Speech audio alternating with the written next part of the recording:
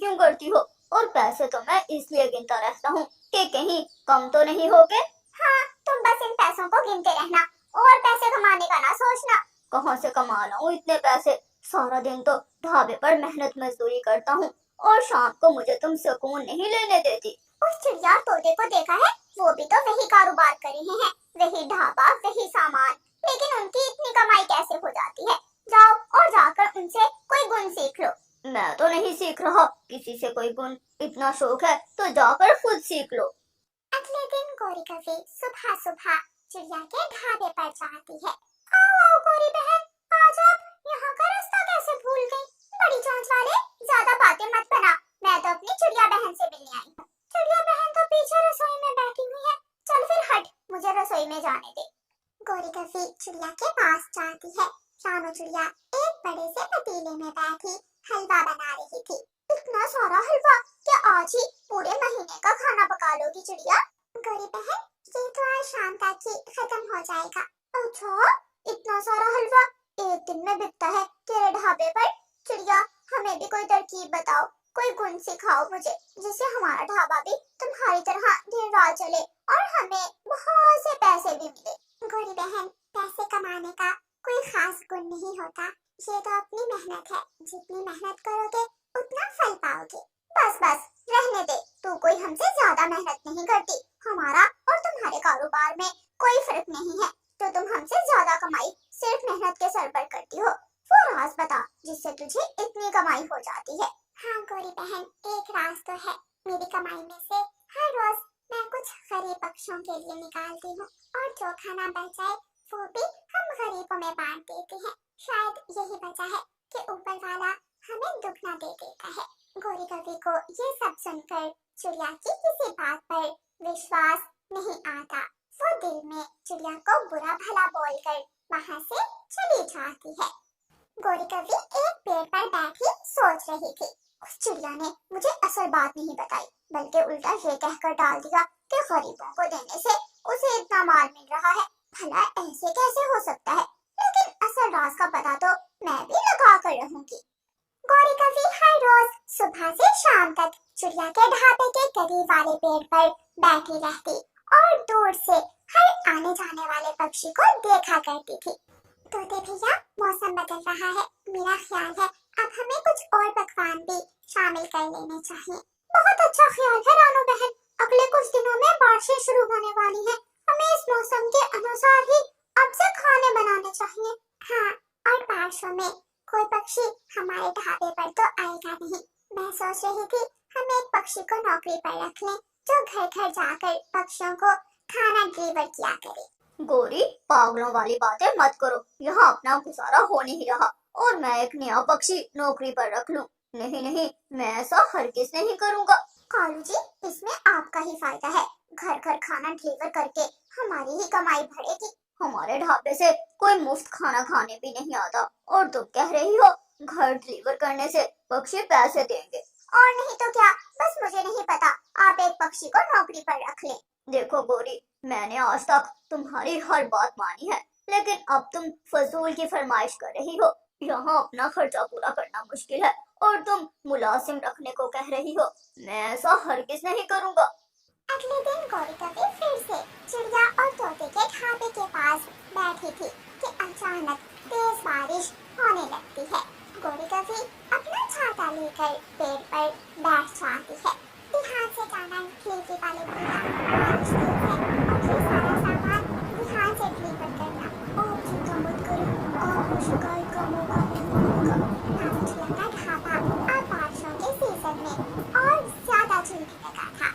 रानू चिड़िया रसोई में सारे पकवान तैयार करती, मिठू तोता काउंटर पर बैठा खाने पैक किया करता और डिलीवरी वाला पक्षी घर घर जाकर वो सामान डिलीवर कर देता था।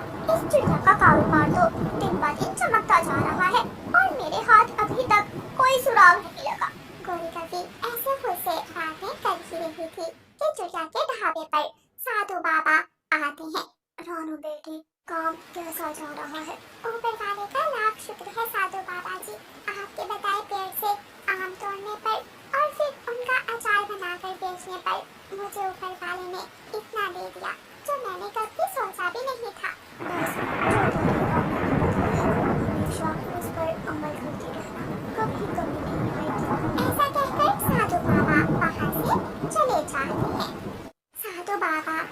अभी थोड़ी दूर ही गए थे कि गोरी कभी भागकर उनके पीछे जाती है। साधु बाबा हमें भी अमीर कर दो।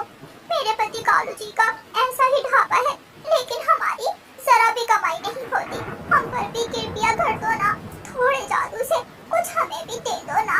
मैं ये तुम्हें 2 लकड़ियाँ दे रहा हूँ, इनमें से एक को अपने घर के आंगन में लगाना और तुम्हारे पास बहुत धन दौलत आ जाएगी। लेकिन याद रहे, जिसने तुम्हें दिया है उसका हिस्सा निकालना मत भूलना। गौरी कभी खुशी खुशी वो 2 लकड़ियाँ लेकर घर आती है और कालू कभी को सारी बात बताती है। अच्छा, तो इसीलिए चिड़िया के पास इतनी धन दौलत है, वरना उस चिड़िया ने कोई इतनी भी मेहनत नहीं कर ली थी। गोरी कभी और कालू कौवा घर के पीछे जाकर एक लकड़ी वहाँ लगा देते हैं। ऐसा करते ही जमीन पर सोने के सिक्के गिरने लगते हैं और गोरी कभी एक बड़ा सा थैला सोने के सिक्कों का भर लेती है। हम अमीर हो गए कालू जी, हमारे पास इतना सारा सोना आ गया, हम अमीर हो गए। हाँ गोरी, लेकिन अब इसमें से कितना हिस्सा निकालना है ये तो साधु बाबा ने बताया ही नहीं। तुम चुप करो, ये सब मेरे दिमाग लगाने की वजह से हमें मिला है। कितने दिन मैं चिड़िया की जासूसी करती रही, तब जाकर ये सब मुझे हासिल हुआ और अब इसमें से हिस्से निकालती फिरूं। बिल्कुल नहीं, बल्कि मैं तो सोच रही हूँ दूसरी लकड़ी भी यहाँ लगा दूं, इससे भी डबल सोने के सिक्के हमें मिलेंगे। गोरी कभी जैसे ही दूसरी लकड़ी जमीन में लगाती है, वहाँ सब कुछ गायब हो जाता है। कौवों के सोने के सिक्के और तो और उनका घर भी गिरकर टूट जाता है और एक पत्थर आकर दोनों कौवों के सर में लगता है।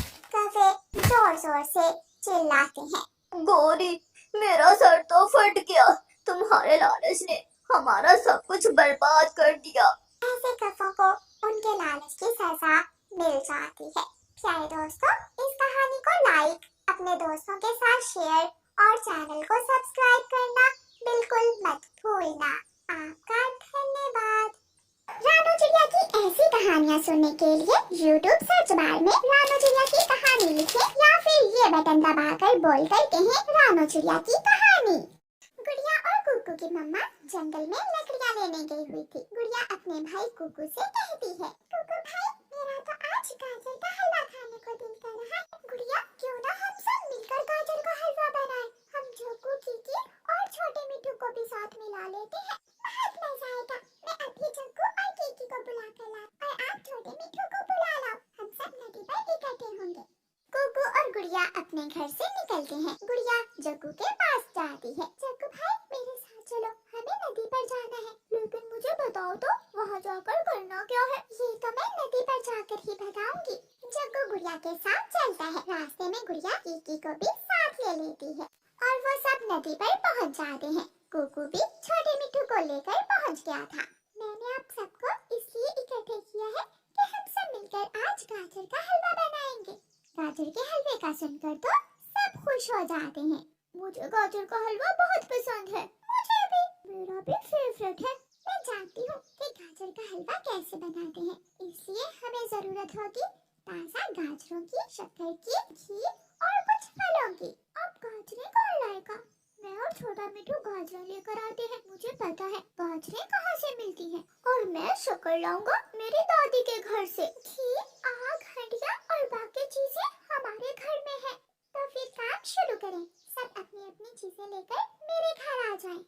फिर वो सब वहाँ से उड़ जाते हैं। छोटा मिठू और कीकी उड़ते हुए जंगल की दूसरी तरफ पहुँच जाते हैं। नदी के पास एक गाजर का खेत था, लेकिन वो गाजर का खेत एक इंसान का था। छोटे मिठू मेरे दोस्त, अगर हमने पूछे बिना खेत से गाजरें ली तो इंसान बंदूक चला देगा। मुझे पता है किसान का घर कहाँ है, तुम यहाँ बैठो, मैं अभी किसान से पूछ कर आता हूँ।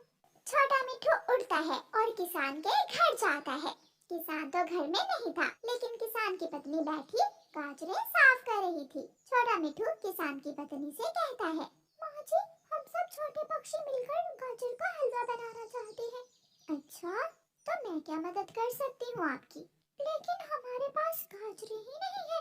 ये सुनकर किसान की पत्नी हंसने लग जाती है। गाजर का हलवा और गाजरें ही नहीं है। ठीक है, आप जाएं और मेरे खेत से गाजरें ले ले। लेकिन अगर किसान वहाँ आ गया तो वो हमें मार देगा। मेरे पति किसान दूसरे गांव गए हुए हैं और खेत में कोई नहीं है और तुम मुझसे पूछ कर जा रहे हो। जग्गू कौवे की दादो जग्गू को चील के पास ले जाती है।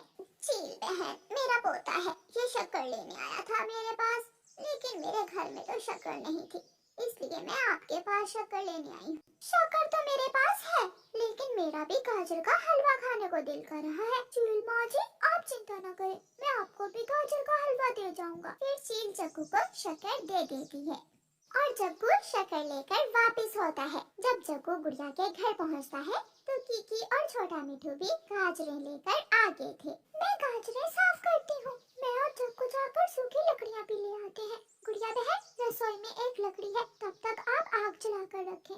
फिर जग्गू और कुकू सूखी लकड़ियाँ लेने चले जाते हैं। जग्गू सूखी लकड़ियाँ काट रहा था कि पीछे से एक काली बिल्ली आकर जग्गू को घूरने लगती है। ये लकड़ियाँ मेरी है, तुम ये लकड़ियाँ क्यों काट रहे हो? म्याऊ। जग्गू डर जाता है, लेकिन कुकू काली बिल्ली को जवाब देता है। बिल्ली माँ जी, हम सब दोस्त मिलकर गाजर का हलवा बना रहे हैं, हमें लकड़ियों से आग जलानी है। म्याऊ। तो फिर मैं भी आती हूँ, 2 चम्मच मुझे भी दोगे क्या? हाँ, लेकिन याद रखना बिल्ली माँ, सिर्फ 2 चम्मच, इससे ज्यादा नहीं मिलेगा। ठीक है, मैं थोड़ा ही लूंगी। सारी चीजें पूरी हो जाती हैं। गुड़िया गाजर का हलवा बनाने लगती है। कढ़ाई चूल्हे पर थी, आग जल रही थी और सब दोस्त बैठे इंतजार कर रहे थे। गौरी, मेरा तो आज कोई मीठी चीज खाने को दिल कर रहा है, सोच रही हूँ 1-2 दिन तक मैं गाजर का हलवा बनाऊंगी। चिड़िया, अगर गाजर का हलवा बनाया तो मुझे भी दे जाना, मेरा भी दिल कर रहा है गाजर का हलवा खाने को। शाम को जब रानू चिड़िया अपने घर पहुँचती है तो अपने घर में सारे छोटे पक्षियों को देखकर हैरान हो जाती है। आप सब यहाँ क्या कर रहे हैं? मम्मा मम्मा, हम सब दोस्त मिलकर गाजर का हलवा बना रहे हैं। छोटे बच्चे डर जाते हैं, वो ये समझते हैं कि कुकू की मम्मा अब उन्हें डांटे, लेकिन कुकू की मम्मा तो ये सुनकर खुश हो जाती है। बहुत अच्छा किया, मेरा भी आज गाजर का हलवा खाने को बहुत दिल कर रहा था। फिर मम्मा चिड़िया रसोई में जाती है और गुड़िया से कहती है, हटो गुड़िया, बाकी का मैं देख लेती हूँ। गाजर का हलवा बन जाता है और वो सब मिलकर मजे मजे से गाजर का हलवा खाते हैं और खूब इंजॉय करते हैं।